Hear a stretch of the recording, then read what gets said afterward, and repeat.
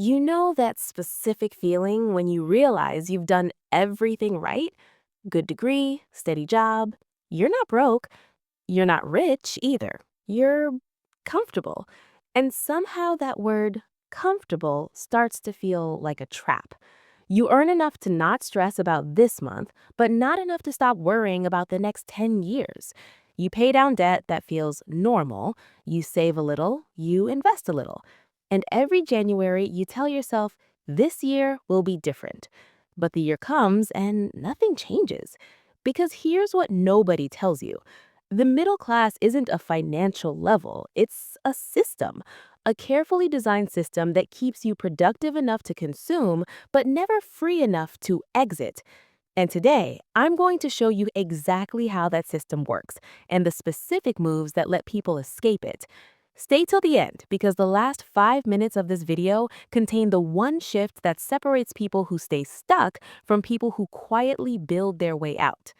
In this video, you'll understand why the middle class trap is a design, not a failure, the four invisible chains keeping you exactly where you are, why earning more makes it worse before it gets better, the exit formula, three decisions that change your trajectory permanently, and the one number you need to know before anything else will work. This isn't about budgeting harder. This isn't about finding a better ETF. This is about understanding the architecture of the system you're living inside so you can finally see the door. Part 1. The middle class is a system. Let me tell you about Alex. 34 years old, software engineer in Austin, $110,000 salary. From the outside, he's made it. From the inside, he's running on a treadmill that keeps speeding up. His rent went up because he deserved a better apartment. His car payment went up because he needed something newer for his image at work. His subscriptions crept up because everyone has these now. His insurance premiums went up because he has more things to protect. And his savings? They stayed exactly the same. This is the middle class trap, and it doesn't work like a cage, it works like gravity. You don't feel it pushing you down, you just feel like you're not rising. Here's the brutal truth about the middle class system: it is not designed for you to escape it. Think about it. Who benefits when you stay exactly where you are? The bank benefits, you pay interest forever. The car dealership benefits, you upgrade every 4 years.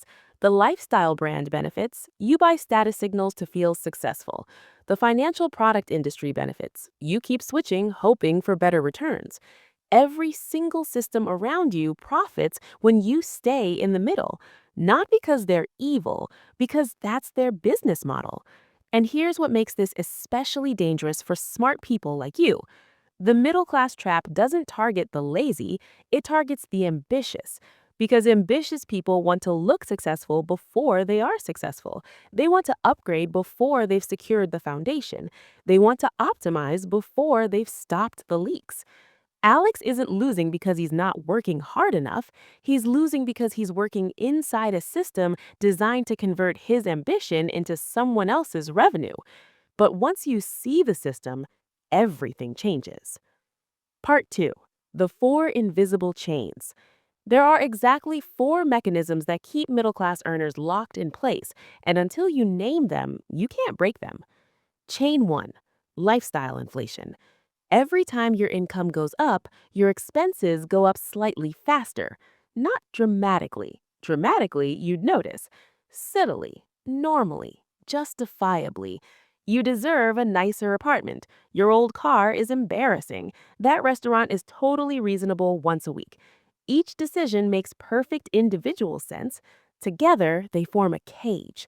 The math is cruel. A $10,000 raise that triggers $12,000 in new annual expenses makes you $2,000 poorer per year in net worth terms, even though your salary went up. This is the middle class trap, and it's not about being irresponsible, it's about being human. And the system is designed to weaponize your humanity against your wealth. Chain 2. The debt trap. Monthly payments don't just cost money, they commit your future income to your past decisions. Think about what that means. Every car loan, student loan refinance, or credit card minimum you carry is a promise that next month's paycheck is already spent. and the month after, and the month after. You're not earning forward, you're paying backward. And here's the psychological trap inside the trap: payment normalization. Once you have two monthly payments, a third one doesn't feel like debt, it feels like another line item, background noise. Most middle class Americans carry between 4 and 7 active monthly debt obligations at any given time. That's 4 to 7 promises made to the past that reduce every future paycheck before it even arrives. Chain 3, the status spend. Status spending is money you spend not because you need it, but because of what it signals to other people. The leased BMW, the Rolex on financing, the Lululemon wardrobe, the dinner at the trendy spot where you're really paying for the Instagram moment. None of these are wrong on their own, but here's the calculation nobody does. What percentage of your income goes to how you appear versus who you actually are? For most middle class earners, that number is shocking because the middle class is the most status conscious demographic in the world. Not the wealthy, they don't need to prove anything. Not people who are genuinely struggling, they can't afford to. The middle class is perpetually performing wealth they don't yet have, and the system knows exactly how to sell to that performance. Chain 4, the complexity trap. This one is the sneakiest because the more financially educated you get, the more vulnerable you become to it. Here's how it works. You learn that you need to invest, so you start researching, and suddenly there are 10,000 mutual funds, 15 investment strategies, 8 different brokerage apps, 3 different types of whole life insurance pitched as investments, and 60 YouTube videos, each contradicting the others. So you do what smart people do under complexity. You chase last year's top performing fund. You try a new strategy every year. You buy complex products because index funds seem too simple for someone as informed as you. And every switch costs you in capital gains taxes, in broken compounding.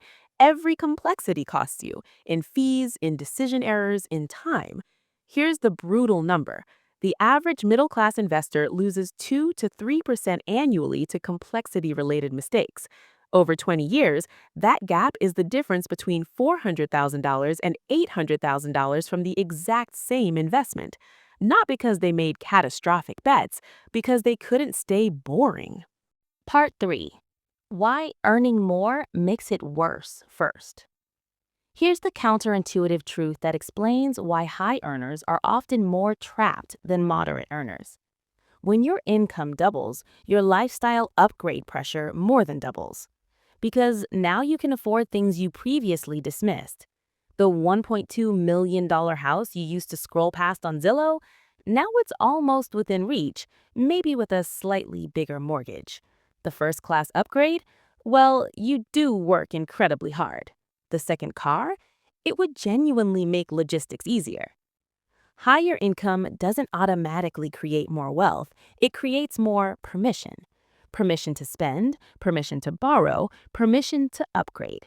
And if you don't have a system that captures income before permission takes it, the income just passes through. Meet Rachel. $220,000 per year between her and her husband. Both brilliant, both ambitious. Completely stuck. They upgraded their lifestyle with every raise. Their monthly expenses are $14,000.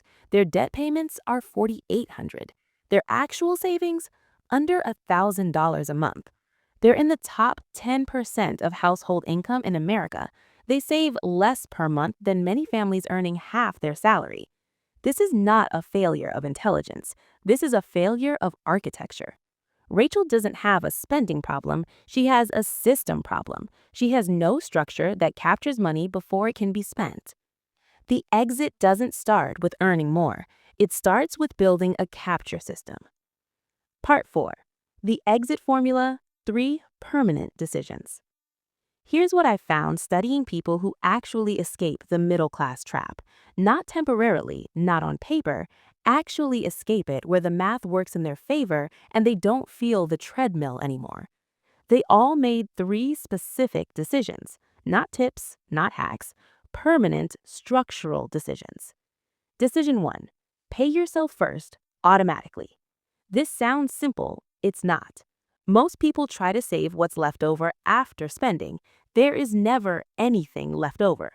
The exit requires reversing this sequence. Before any spending, before rent, before car payments, before groceries, a fixed percentage moves into savings and investments automatically on payday. Not 5%, not whatever I can. The number I've seen actually work is 20 to 25% of take home pay. Automated, non negotiable, invisible. When Alex stopped trying to save whatever was left and automated $1,500 on the 1st and 15th of every month, his savings rate tripled without any change in lifestyle because the money was captured before permission could spend it. Decision 2. Stop optimizing, start compounding. The biggest single mistake middle class investors make is treating investing like an active project that requires constant attention. It's not. It's a slow machine that rewards you for leaving it alone. Every time you rotate out of your index funds, you reset the machine. Every time you pause your contributions during a market dip, you interrupt the compounding. Every time you chase a new strategy, you restart from zero. The exit formula requires choosing one boring, low-cost, diversified system, a broad market index fund, maybe two, and not touching it for 10 years. Not because you're lazy, because compounding needs time the same way a tree needs soil.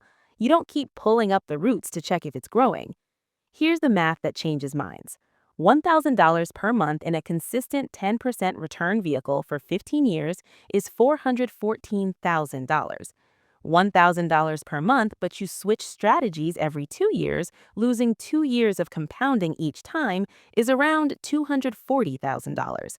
Same money, same effort, a $174,000 difference from staying boring. Decision 3. The status audit.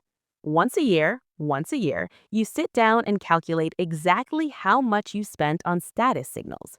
The car you didn't need but got for the appearance, the clothes you bought for work occasions, not for yourself, the restaurant dinners where you paid for the ambiance and the vibe, not the food, the gadgets that were upgrades, not necessities. Calculate the total, then calculate what that number compounds to in 10 years. You don't need to eliminate all status spending. You need to make it visible and intentional so you can decide which signals are worth paying for and which are just the system charging you for your ambition. Most people who do this audit discover they're spending $8,000 to $15,000 per year on status they didn't consciously choose. Make it conscious, then decide. Part 5. The one number that changes everything. Here's the number nobody teaches you in any personal finance class: your freedom number. The freedom number is the amount of money you need in invested assets to generate your current lifestyle expenses from returns alone, without working. It's based on the 4% rule, one of the most research-backed principles in retirement planning. The math: monthly expenses times 12 times 25.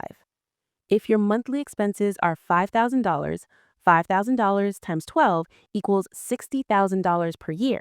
$60,000 times 25 equals $1.5 million freedom number. When your investments hit that number, you're no longer trading time for money. You're no longer in the middle class trap. This number isn't a fantasy, it's a target. And having a target changes everything about how you make decisions. Suddenly, the question isn't, can I afford this? It becomes, does this move me toward my freedom number or away from it? The car that costs $45,000 isn't just $45,000. It's $45,000 that, invested at 10% for 20 years, would have been over $300,000 toward your freedom number. The $200 monthly subscription stack you've collected isn't $200. Invested over 15 years, that's over $80,000 toward your number. When you know your number, every decision has a different weight. And here's what I've seen happen consistently.